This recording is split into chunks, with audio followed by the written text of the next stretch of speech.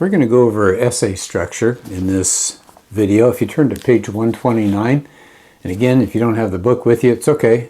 I'm going to be walking you through some of the information on here.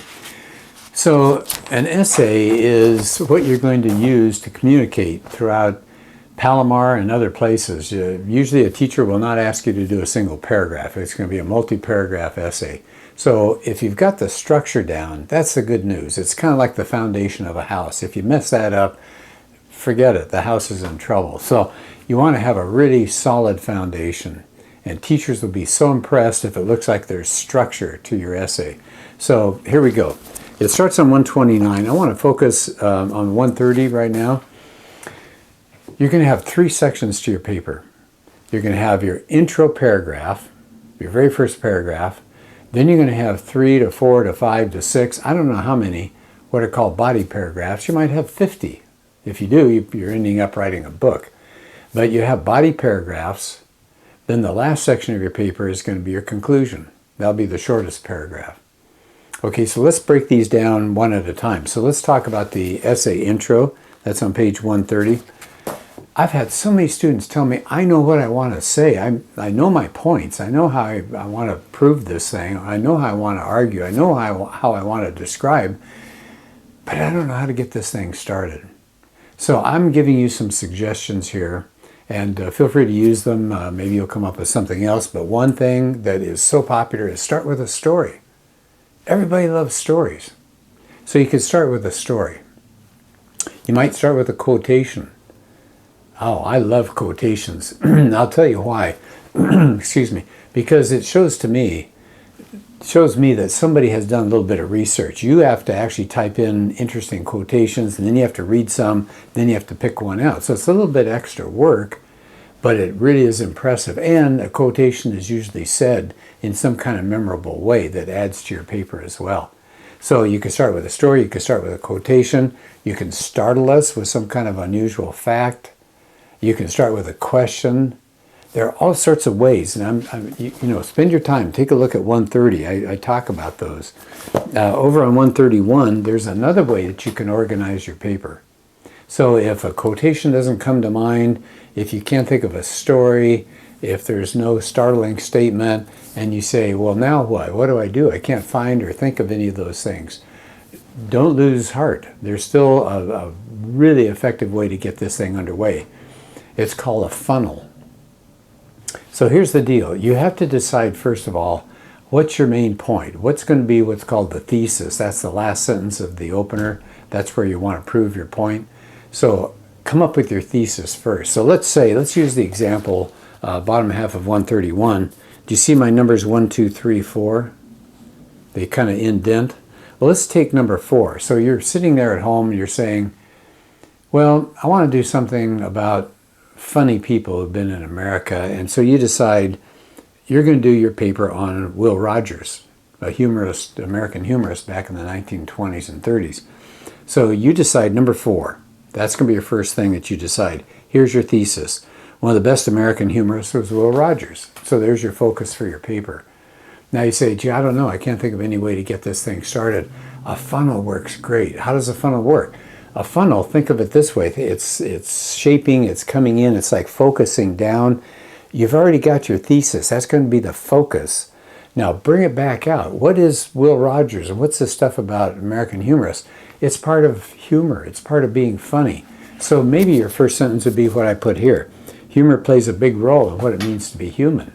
Well, you notice that's huge. It just tells the reader that something about humor is going on in this paper. Then you narrow it down for sentence number 2. Americans have often been known for our love of humor. So first you went from all humans. Sentence 2 goes to Americans.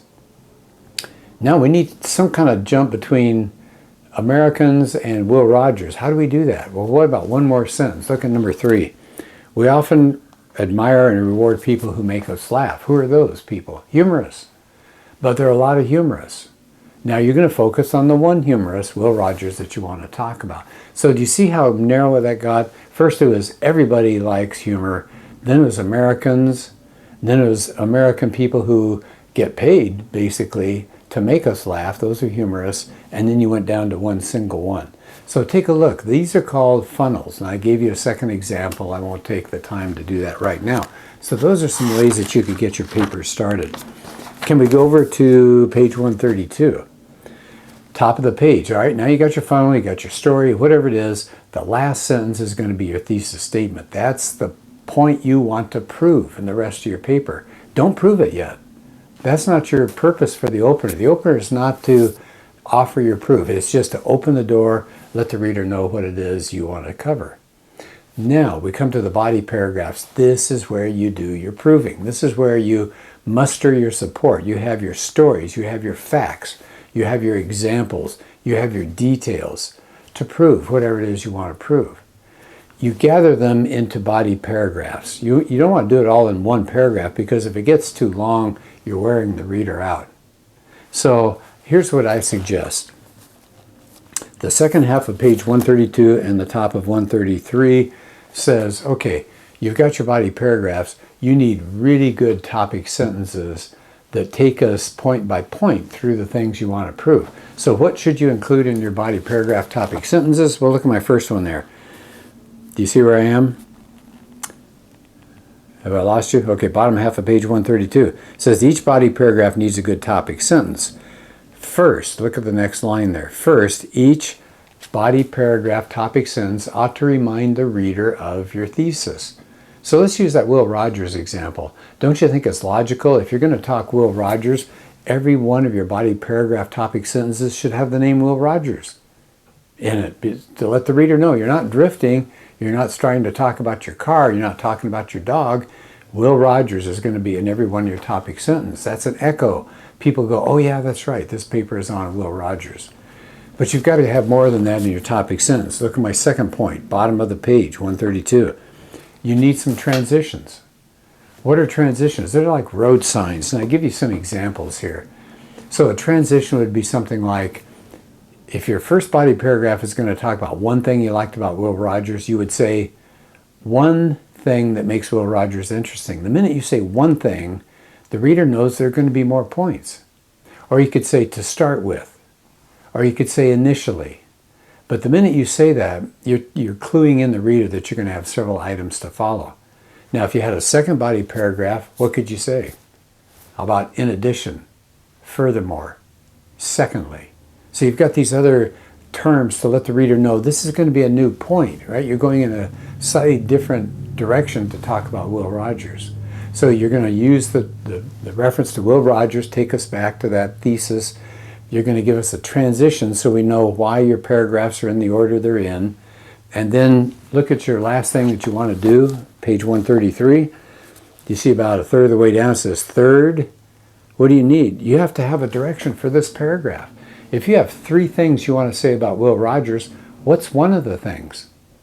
So let's imagine that you're putting a topic sentence together with these three items on Will Rogers. So you say, first of all, Will Rogers was an amazing political satirist. Okay, so you see you have all three things there. You say, first of all, there's your transition. Will Rogers, there's a reminder of your thesis, was a political satirist. That's the direction for this paragraph. It will only be on him as a political satirist. Let's go to the second body paragraph topic sentence. So maybe there you say, another reason I admire Will Rogers. Do you see how you got another reason? There's your transition. You got Will Rogers, reminder of the thesis. Another reason I admire Will Rogers is his folksy way of speaking. And then you have to explain, what do you mean by that? That's what you'd do in that paragraph. So you'd have his political humor in the first paragraph, you'd have his folksy wisdom in the second paragraph, and then you might have a third or fourth or fifth paragraph. So there are your body paragraphs. Then you just fill up those paragraphs, good, solid, half a page, 3/4 of a page typed up body paragraphs that have the details. That's the guts of your writing. That's where you're going to make it or break it. You're going to prove your point. Okay, one more section to go, and that's the bottom of 133, and that's going to be on essay conclusions. So what can you do? Well, pretty obviously, one thing you can do is just remind us of the things that you said about Will Rogers, if that's what you want to talk about. You could just do a summary. I don't think those are really interesting, but they work. What else could you do? How about a quotation there? And maybe you do it there instead of at the beginning. Great, do a quotation. Maybe do something called full circle. What do I mean by that? If you started with a story, you get to the end of your paper and you remind us of that same story. You take us back to the beginning. Do you see? Full circle. Another way is called look to the future. So maybe you say something like, I've enjoyed reading a lot of Will Rogers material and I plan to continue doing so. What are you doing? You're saying, this is where I'm going in life or regarding Will Rogers. So that's called a look to the future. So you've got different ways of ending the paper as well. So I hope that's helpful. Again, you take a look at the text. There's a lot more information here about your essay writing. And that'll give you at least a feeling for what it'll look like as an essay. But don't hesitate if you struggle with any of these things, your intro, your body paragraphs, or your conclusion. Send a sample to me that you're working on, and we can work on it together. You can just email it to me, gzacharias@palomar.edu. Okay, well, I hope your essays turn out wonderful for you this semester.